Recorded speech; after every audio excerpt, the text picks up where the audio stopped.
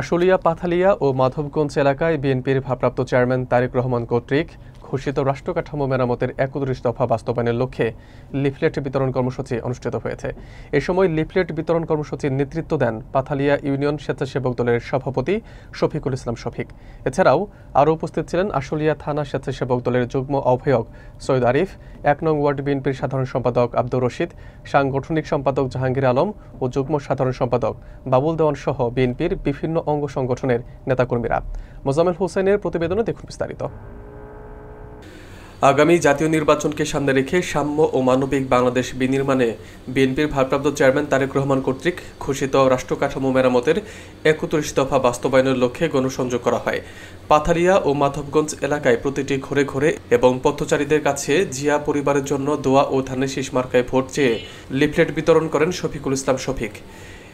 এ সময় শফিকুল ইসলাম শফিক জানান, দীর্ঘ ১৭ বছর আওয়ামী ফ্যাসিস্ট সরকারের রোষানলে পড়ে হামলা, মামলা ও অমানবিক নির্যাতনের শিকার হয়েছে।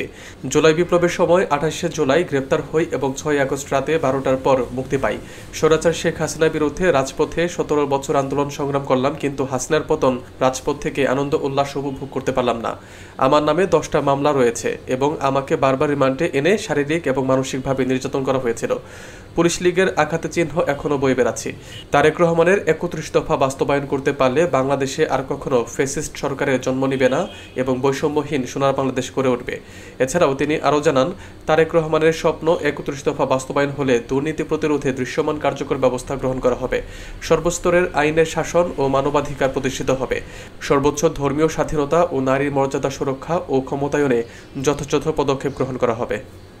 ১৩ জুলাই ২০২৩ তারিখ বিএনপির ভারপ্রাপ্ত চেয়ারম্যান জনাব তারেক রহমান কর্তৃক জাতির সামনে উপস্থিত রাষ্ট্র কাঠামো মেরামতের জন্য যে ৩১ দফা দিয়েছেন, সেটা মানুষের হাতে হাতে পৌঁছে দেওয়ার জন্যই তারেক রহমানের নির্দেশ অনুযায়ী আমরা কাজ করতেছি। সেটা আমরা বাড়ি বাড়ি পৌঁছে দিচ্ছি।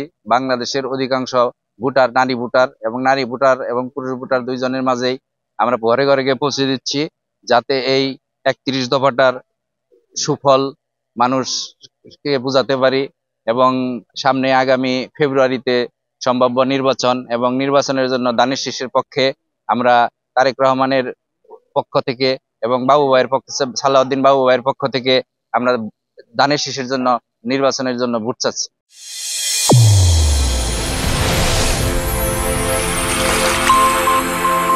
চ্যানেল A1 হৃদয়ের স্পন্দন।